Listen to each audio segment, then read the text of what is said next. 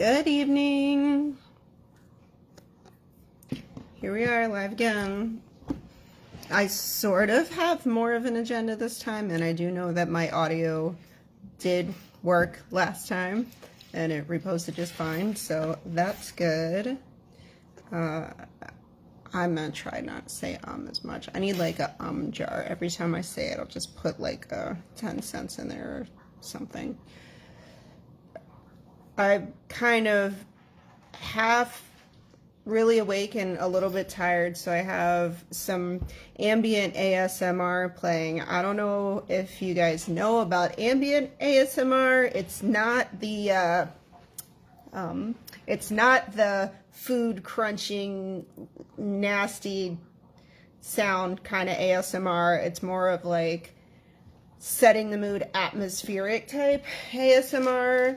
I have whole playlists on YouTube of ambient ASMR, which are great for me because I can kind of either match my mood or I can sort of affect my mood by the type of ASMR that I play.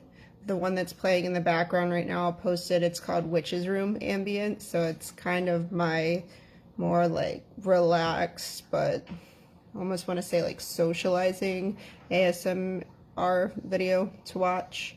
So that's been a helpful tool for me in kind of emotional regulation, which can be tricky with CPTSD and borderline traits and neurodivergence and all these things just kind of intersect. Like I feel like we need a Venn diagram of all of these things. There's something else I was going to say about that, and I can't remember right now. But yeah, so I had a fun morning. I don't usually like to get into arguments with people on Facebook who I feel like have or any social media who I feel like have a really negative agenda and are just trolling. Like, I really don't like social media trolls. They're really a waste of time usually. But every once in a while I see them post something on someone's page and I feel like maybe it's not my place, but sometimes I feel like the people who post are too nice to push back, or maybe it's their own family, friends. It's wild to me that I see people's own family and friends, the comments that they make on stuff on their pages. And this is why I have 3 different social media accounts for Facebook, because whatever I say on my public Facebook account, I don't want to hear your nasty comments. So I don't know if you guys have seen the video going around. I'm gonna have to look it up now. There's well, first of all, there's a meme. It says the person's name, it says like Hoochie God, and it says, as soon as MFers start saying females instead of women, I take my ears off and put them in my purse. And this, if you are a Star Trek nerd like me, this has long been a joke of the Ferengi on Star Trek. There's first time I think the Ferengi were on Next Generation, which I don't remember a lot of storyline with them. It was kind of like boring. And then on Deep Space Nine, they had the main character, the bartender, Quark, who was very obnoxious, and all the Ferengi on that show. But the running misogynistic joke on Star Trek was calling women females, because the Ferengi were known as being very patriarchal and misogynistic.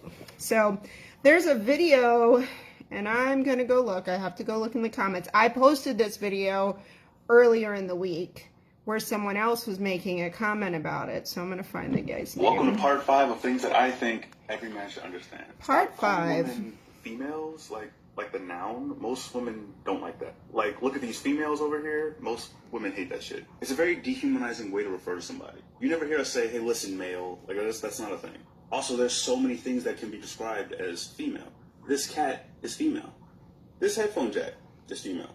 A female human is called a woman. Refer to them as such, the exact same way we do with men, unless they ask you to refer to them as something else, in which case you respect that. Because as I said in part 1, respect is the default. While we're on that topic real quick, pronouns are not hard. When someone changes the way they refer to themselves, we know how to respect This is that. Cyzor, Cyzor, on Instagram and on Facebook. He made some really good points.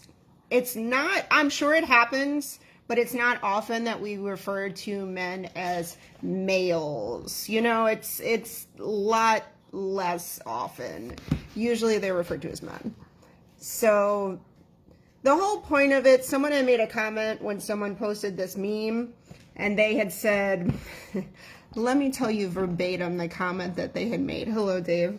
Someone commented on this person's meme about people using the term females, and the person said, source matter, seen 3 posts using female since reading this. 2 of them were women's, WIMMINS, which is, I had to explain this to somebody up here in Buffalo, but down south, women's, like women's or women's folk, are kind of derogatory terms as well. It's not a very nice way to refer to people. It's stereotyping.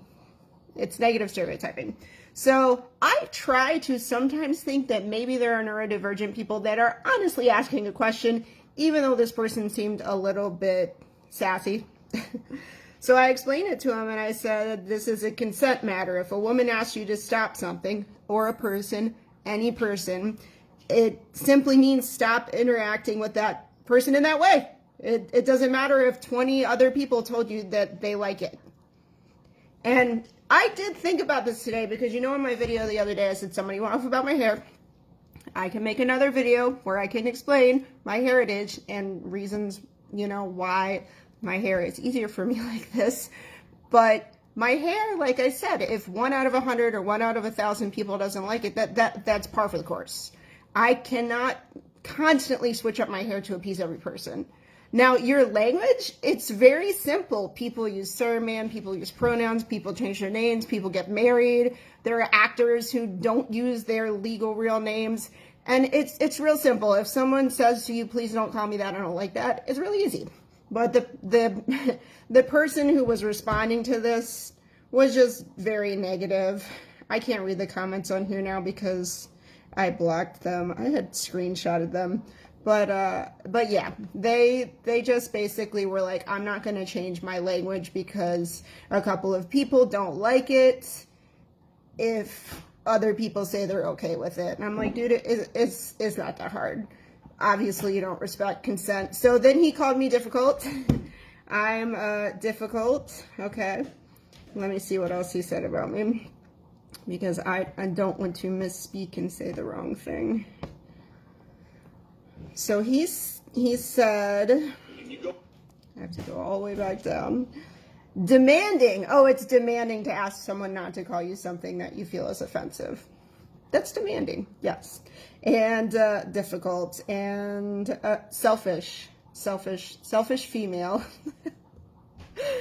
All I have to say is keep being demanding, keep being difficult, keep being selfish in that way, because there are lots of derogatory terms that have been used over the years from many groups of people, and people that don't want to respect what people request to be called. We have this battle with pronouns right now, and that's another video that we can go into.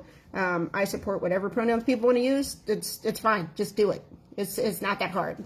You don't, they say that the social circle that people can actually maintain relationships with, I think it's somewhere around 250 to 300 people. Learn it. Just do it. If you don't do it, fine. Have 10 friends and be an a-hole with all your friends. Fine. It's simple. So that's the end of my rant. It's very simple. And all I said to this guy at the end was, you know, obviously you don't want to really listen to someone's opinion about this. You just want to go off on your thing and defend yourself. So there's no more discussion to be had. It's worthless. If someone has a genuine question, and I do come across this a lot with neurodivergent people, like people that live in different areas that haven't experienced certain things, they are genuinely trying to ask you a question and they don't understand. And sometimes I'll explain people certain things, and then there's a certain way, and I'll do this to people too sometimes. I'll say, I don't understand what you're saying. I don't understand your point of view. I haven't experienced that. Can you please explain it to me better? And sometimes it changes my point of view. Trust me. If you go back through my Facebook post from 10 years ago, I probably said some dumb stuff. There's at least one dumb post I said. We all grow. So the rest of my video, I'm going to go down, and I wanted to do the rest of my intro to my social media. I remembered that when I made my page, Vegan Atheist Witch, on Facebook, I did not realize that pages on Facebook, they're not the same as personal pages. You kind of have to pay to reach your audience, which is like, I'm trying to make connections with people. I'm not trying to make money. So I get it. Like, they're trying to run a business. But I did realize eventually that... Sorry, I was reading a comment that someone wrote. I will go back and reply to that later. So I realized eventually that Facebook pages don't get to everybody. And since I'm not trying to make money, then I leave it up, because the other reason I made this page, when I got into this whole thing about identity and witchcraft and just accepting to call myself a witch, like, I was looking for groups, and there are a lot of groups. There's a lot of variety on Facebook of groups and people that are into witchcraft and identify as witches, and they're not always into the same stuff as you. You'd be amazed. There are Christian witches. There are Catholic witches. As someone with religious trauma who grew up down south with Mennonites and, I guess you would say, Protestants and Baptists and like all the people down there, the very conservative Christians, it's not really for me. I don't have a problem if people are into that as long as they don't judge me for my beliefs. So some of those groups, though, some of it's a little off-putting to me. It doesn't align for me. So I was looking for vegan witch pages or atheist witch pages, and I'm like, there's nothing out there. I don't see anything that's covering all of these things. So I'm like, well, I guess I'll make my own page. And when I found out about the difference between Facebook pages versus profiles, eventually I made my public profile, which I do post a little more personal things on there than on the actual page. I try to keep the page a little more specific and a little more quiet, but I have both. So if you go on Facebook to the page, Vegan Atheist Witch, at the top of it, I have a post pinned. I'm going to see if I can switch to it. And I'm basically going to read down this post. So this was my intro when I made this post. So I said what I just said. After searching for a group, I didn't find a group that covered all of the things that I was interested in. So I just made my own. Witchcraft. My whole life, I always had people make fun of me. When I was, I'd say from 16 to, when did I change my hair? I changed my hair like in my mid-20s. So for a good plus decade, I had like black hair. I dyed my hair black. And I had like a blonde streak in it that I would do. And I had a discussion with someone about this the other day. I think I was talking to my partner about this. That like there are some people out there that are very creative and want to express themselves through their aesthetic. And I think there is a little bit of signaling through that to just other people who might be more open-minded, who might be a little more artistic, that it's kind of like we're signaling to each other, like we're into that. It's like sports, people that like sports ball wear their team stuff. They want to connect with people who like their team, who like sports ball. So that's one aspect to it. There are some people who like the shock value and want attention. There's that in every group of people.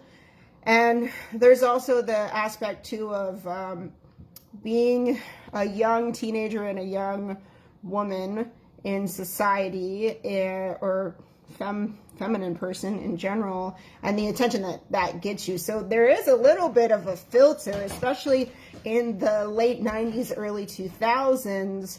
Being goth was not a lot of people weren't into that. It wasn't popularized. You weren't going to Claire's and they weren't selling black nail polish. We were buying black eyeliner to do our lipstick. You had to buy your lipstick at Halloween to get black lipstick. You had to go to the thrift stores. The town that I grew up in was small. It's about 45 minutes from Charlottesville. I think my graduating class was like 300 people. So my school was not huge. And there were like 2 or 3 of us that were more considered gothy. There were like some hippie kids, some stoner kids. And it just, there weren't a lot of people like that. We weren't the cool kids. And then the whole Columbine shooting thing happened, and there was all of the controversy with that, which is, we can go into another discussion about that later, but we were looked at as the bad kids. So there was a level of filtering with that when I was a late teenager, young adult, that people who used to look at me and be like, oh, you're so pretty, and only view me as a pretty person and didn't care about my brain, when they would look at me, they would judge me and be like, ooh, gross, goth girl. So great, fine. If you're going to judge me by appearances, fine, good, go away. And I used to work in a restaurant. I worked in a restaurant for like 10 years, and I worked with a bunch of guys from El Salvador, from Italy. I work with some people who are from Mexico City. I used to speak a lot better Spanish than I do now. I'm out of practice. I've been practicing with some of my friends. And I have picked up some cultural things and stuff from that, even though I really don't have any Mexican Spanish heritage. It's just, sometimes you pick up the culture of the people that you're around and the life experiences you've had. They always used to call me La Bruja, which means the witch in Spanish. And it was always a joke. Everyone always called me a witch my whole life. She's a witch, she's a witch. I used to freak out my younger sister because I'd joke around and do all these voices. And I used to do drama in school, and I'd do this laugh, and I'd be like, and she'd like, oh, you sound like a witch. Oh my God, you're really a witch. So it was a joke. It was a joke for years. It was an insult. It was a slur. I guess, like people, it wasn't always looked at as good. And I think finally, as I got older, I kind of embraced it and took the term for myself. So to me, when I think of being a witch, it's everything that society said women are not supposed to be. You're not supposed to be smart. You're not supposed to be educated. Some of these people didn't even identify as witches. Like, think of the Salem witch trials. These were people who knew about herbalism, medicine. Women weren't supposed to know about medicine. That was not allowed. Some places women were not allowed to read books and to be educated, especially in certain religious groups. So you would get called a witch. They'd off you.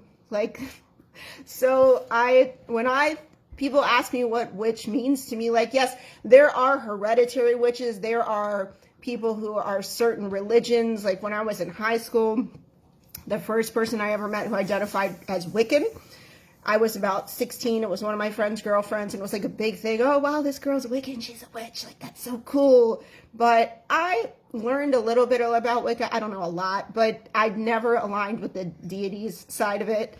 And I had friends who were Satanists. I have friends who still are. I see a lot of things in that did appeal to me, as in, Satanism is not worshiping Satan, first of all. I'm not the authority on Satanism, but a lot of it is about caring about other people. There is some parts about women's rights and people's rights, and the whole Satanist movement of trying to be organized as a religion is really just counter to the conservative Abrahamic religions and all the stuff we went through in the 90s and the 2000s. And that idea of religious freedom, oh, okay, you want religion in the schools? You get all religions then. You're going to get Wicca. You're going to get Satanists. As an atheist, it's actually really hard. I have tried, when I fill out my medical stuff, if I have to get a surgery, if I go to a hospital, they ask you what your religion is. I've been in the hospital to the point where they thought I was going to die, and when I was younger, they sent a priest in to pray over me. And I was under 18 at the time, so I didn't have any say in it, but it was quite triggering and quite unwanted. And I'm like, is this the way that I'm going to go out of this world with this thing that does not align with me?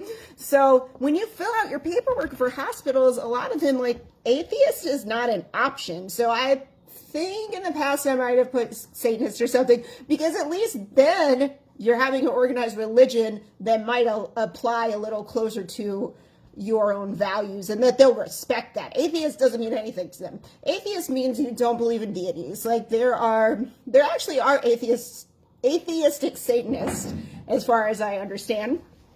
But as I said, I'm not the authority on Satanism. I do see some areas of misogyny and things that I have not particularly cared for in Satanism, but that's every group. Every group that becomes organized and gets to a certain size, you kind of get this, you get the people that take advantage of people. You get the people that kind of ruin it for some people. So you have to, in any religion or any group, you have to look at the message that they're trying to put out. And this is another post I made years ago, and I can talk more about in the future. I have some friends that I'd love to bring on and talk about this. But Black Lives Matter. I get people that come in and talk to me at my job and in public, and yeah, there's problematic historic things to my understanding about the Black Lives Matter movement. But I tell people, lots of people still follow Abrahamic religions, even though there's lots of things in there that have happened or things that have been done in the name of those religions that's not good. So let's look at the message. Let's take the message away from it. So when I list Black Lives Matter on my pages, no, I don't want to discuss the people that were corrupt, that were involved with it. No, let's talk about the original mission and message of it, which is people's lives matter. Okay? That's that. So, as I wrote on here, witchcraft, a practice not necessarily synonymous with religion. Not all witches are religious, but they can be. They can be Catholics. Believe that or not. I mean, look at, there's Latin areas where Santeria comes from. There's a lot of cultural roots to some of those things, like Santeria and Voodoo, that there's a lot of discussion about who should be allowed to participate in those. I'm not going to get into those discussions because I'm not part of those groups, and I'm not going to claim those as my religion. So, simple. I don't claim that. And there's a lot of variety within witchcraft. If you go online, people that want to define it, that want to say, yeah, I'm a green witch, I'm a cottage witch, I'm a chaos witch, I'm eclectic. Eclectic is the idea that you just take a little bit of everything and make it your own. And I guess I kind of identify with that. I kind of identify with the idea of turning chaotic energy and the shadow side of things, incorporating it into your life. So I don't think everything has to be a label. So we went over that. We went over atheism. Atheists can be spiritual. Just because they're not religious and they don't worship a god or a book doesn't mean they're not spiritual.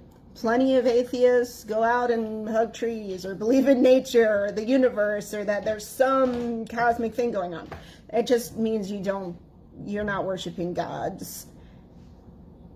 I believe agnostic is the idea that people think that there may be gods that exist they don't know. I don't care to split hairs on it. To me, if I'm not seeing it, then I don't see why I need to claim it. So there's that. As I wrote here, nature is my church. I put my worship into the earth and my own physical, spiritual, and mental health in order to put the best version of myself into the world that I can. I think that with all of the mental health issues that we have in the world, let alone this country, if we don't start with fixing ourselves and our own broken family systems and trauma first, we can't help anybody. If you're in a boat or if you're in a raft and it's sinking, or if you're, let's say, you're in an airplane and the airplane's on fire and the mast dropped down, if you don't put your mask on, you're going to suffocate and you're not going to be able to help anybody else. So we need to fix ourselves first before we go out telling people what we think they should be doing. Like, first of all, we don't live their lives. So try to be a person that is more in touch with yourself, who is more authentic, who is more communicative and more understanding of other people, and it's just everything will be better, a little better in the world. As I said in my last video, I have a 10-year history in working in restaurants, and that was fun when I was younger, but when I got older, I wasn't feeling it anymore. I love food, but working in a restaurant is not the same as cooking food. It's just not. It's an industry. I started working in the natural foods, supplements, organics industry back in 2010.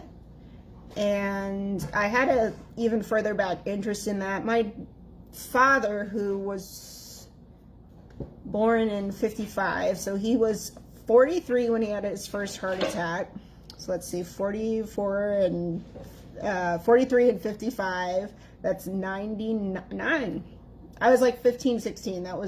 That's another story. That was stressful. He had his first heart attack when he was 43. I did not grow up vegan. We grew up on a standard American diet. So we started getting into healthier eating, and that's where my journey started. A message just came through to my tablet from hours ago. So that's kind of where the journey of health started for us, when we started learning, like, oh, maybe we shouldn't be eating fried Chinese food and pizza and just fast food and trash all the time. Which, sorry guys, I need to get some stands. So, it is what it is, and we do the best with what we can at the time and the knowledge that we have and the finances that we have. I get it. Not everybody, even myself, I have to keep myself within a specific budget, and that's something we can talk about more down the line. So I've worked in the natural food supplements industry for over 13 years, but I've had an interest in it for decades. We'll go into that another time. So I wrote on here, I do generally like to base a lot of my beliefs in science, and I know people get frustrated because, trust me, with supplements, people every other week are coming into the aisle saying, oh, they said this was bad for you, now they say it's good for you, now it's bad for you again. I'm so frustrated. Like, people want an easy answer, and it's not that easy. The analogy that I've come up with in my own brain that relates to physical, mental, spiritual, everything health is, we all have a Rubik's Cube, and it's all twisted in different ways. And it takes the same set of moves, but not in the same order for everybody. We all need to do some of the same things, but it's going to take some different twists for people to get to where they need to be. It's not a one quick fix. I do have an interest in the fields of neuroscience and epigenetics. If you don't know, epigenetics is the newer study of how environment affects our genetic expression. So the genes are what you're given, but things can turn some of your genes on and off. Environment doesn't just mean the state you live in, the planet you live on. It means what you're putting in your body too.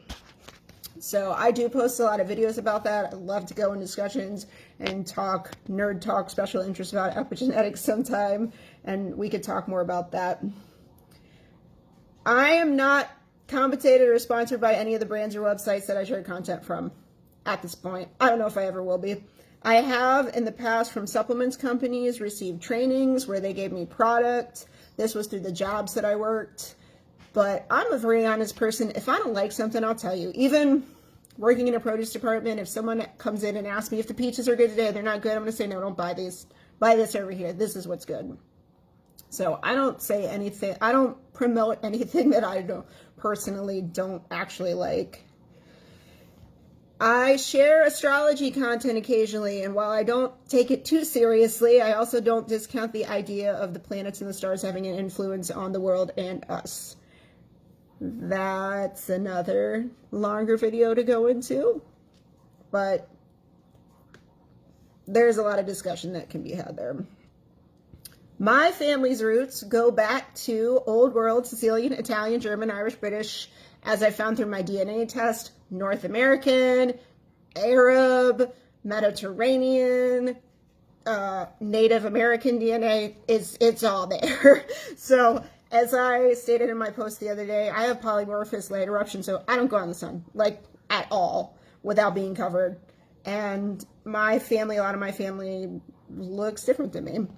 And I definitely get some judgment for that sometimes, but if people don't want to talk to me and get to know me, that's their problem. So, yeah, there is a lot of stuff I'm still learning about. The videos I posted about Italian, Sicilian Americans the other day were very eye-opening. There's a lot of stuff that I haven't heard about, and I definitely want to follow up and make some videos and have some discussions about that at some point. Vegan. I transitioned to a vegan diet around 2015. It was a process that started years before. I went gluten-free in 2003 for health reasons. I can go into all of that in another video. I had a hard time back in 2003 finding meat alternatives that were gluten-free and vegan, because a lot of them have seitan or wheat gluten in them. A lot has changed since then, and my palate has changed. Honestly, I don't eat the meat alternatives much anymore. A lot of times I'll just eat tofu or beans or mushrooms. Like, your taste will change. Your brain adjusts and starts to like things that you used to think were kind of gross. It's funny.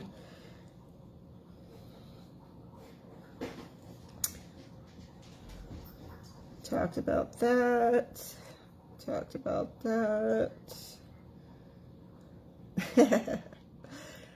I wrote this on here. As I said, I don't like to get into huge debates with people or argue with people, especially people that don't want to hear my point of view and don't want to think about it. I have friends who are on different sides of the spectrum of views or places that they've come from, and we do have really good discussions, and sometimes we meet in the middle about them and open up each other's minds. But people that want to come on my page and want to argue and just want to troll, not interested. I'll block you. Like, why? Like, it's not worth my time and energy for someone who really just wants to argue. I don't have time for that.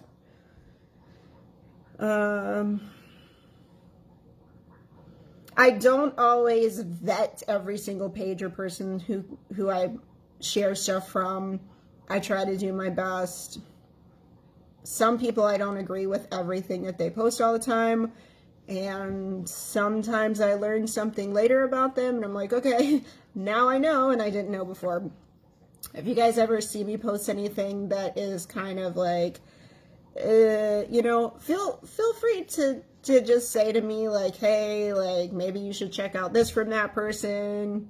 I don't know everyone and everything. So sometimes I post something and then I'll go back and I'm like, oh, that person is a little like, yeah. Topics that originally I was talking about on my page: vegan recipes, herbalism. I can go into herbs and supplements at some time. I've definitely had a lot of training in that area, and there's a lot that I do know about. I'm also not a doctor, and if you're familiar with supplements in this country, there's something called the Dietary Supplements Health and Education Act of 1994. So this is the reason that we are allowed to have supplements on the shelf that are not FDA regulated, and they can't make health claims. So I can talk to people when it comes to supplements about quality. I can talk to people about things that support healthy systems in the body. But when it comes to supplements, if anyone ever tells you that something will cure something for you, something that's not a homeopathic. Homeopathics are FDA approved to be listed as drugs because they're shown to have little to no side effects. So homeopathics are their own subcategory of supplements. But as far as herbal products, vitamins, all of this, it's a whole nother thing. So if anyone's telling, if someone goes into a store and says, I have multiple sclerosis, what can I take to cure it? And if someone tries to tell you something will cure it, they're not supposed to be doing that. They can tell you what supports healthy things in the body. This supports healthy blood pressure. This supports healthy eyes, but we could talk more about dietary supplements, health, and education at another time. Plants and gardening. I'm getting better. One of my best friends does landscaping, which is really cool, and I'm learning a few tricks here and there. It's harder for me not being able to go out in the sun. I do a lot of container plants, and for some reason, every plant that seems to be semi-poisonous loves me. I have begonias my father has given me that he's propagated. I have wandering boys that love me. Luckily, I don't have cats. All of my friends seem to have cats, which stinks because I'd love to propagate and give away my plants, but I don't want to make their pets sick. So my dogs don't get into my plants normally, which is great, but they are the only things that like me are like a cactus. Aloe. I've been able to grow aloe. I have some peace lilies. I keep those up away from the dogs. But succulents, I don't know if it's buffalo. Succulents, I'm still not successful with yet. So I'm learning. We can learn together. Mindfulness, that goes along with my journey of therapy. CPTSD, I don't know if I mentioned this. CPTSD stands for Complex Post-Traumatic Stress Disorder. Post-traumatic stress disorder on its own is different. Post-traumatic stress disorder on its own is something that usually happens on a singular event, or it could be something like normally a singular event, generally. It could be like some people have those things related to like war and stuff, but I think a lot of times when it is persistent, it's going to be looked at as complex or childhood post-traumatic stress disorder. Things that happen to you many times over many years. And I'll talk about that more in the future too. Witchy memes. I share a lot of witchy memes. I share a lot of LGBTQ stuff. I personally don't have a problem with using the term queer. Some people are bothered by the past history of it being used as a slur. I think if they're not comfortable with it, I will never call them queer. No. If they ask me to not call them queer, I will not call them queer. Fine. For me, I feel like I'm part of that group that's taking back certain terms for us and reframing them. So, yeah, I will use the word queer just to cover a lot of LGBTQ content. I do post the spicy 18 plus BD SM stuff sometimes. That I don't know when or if we're going to talk about that, but all I'll say is that my view on it is consent. A lot of people have the wrong ideas about the spicy memes community, but if you're bothered by it, I don't know why you're bothered about anything consenting adults are doing. We can make another video about that at some point. That was everything that I had in my intro on my page.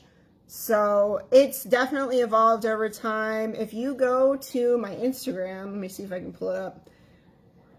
I post a lot of stories to my Instagram that don't always get posted to my Facebook. And there you can kind of make collections of stories, which are really cool. So if you're ever interested in certain topics, if you go to my page on Instagram, vegan.atheist.witch, and then you go underneath the profile, you'll see all these little things that are stories collections. So I have one about CPTSD, BP, borderline personality disorder. I have one about mindfulness. There's one about codependency, feminist issues, femme positive. I have one called Kitchen Witch. So I think it's really fun. I like collections. I don't know if there's a little bit of a hoarder in me, but it's fun. I like, as I said before, I have this thing about patterns in my neurodivergent brain and my memory and things. Even my therapist said this to me when I explained it to her, that everything in my brain is kind of like a web. It all spider webs off of it and kind of gets split up into categories. So Instagram has a lot of fun content. I think I don't have any other questions. If I do, I'll go back and answer them. I'm not sure when I'm going to do my next video yet. Maybe if I get time on Tuesday or Wednesday, day and I'm not too tired, I might pop on if I have something to talk about. I'm not committing to any specific schedule right now. I'm just doing what's kind of fun and sharing my story and connecting with people, because like I said the other day, when I was younger, I didn't see a lot of people like me, and this is what I'll talk about in the next video, but the transition from me coming out of conservative, religious, traumatic, isolated environment into where I am now, and the rebellion of that was an interesting, stressful, and fun journey as well. So next time I make a video, I'll kind of go into that and my experience with the alternative goth scene, all that fun stuff from the late 90s, early 2000s. So hope you guys have a good evening. Thank you for watching, and if you have questions, put them below. Have a great night.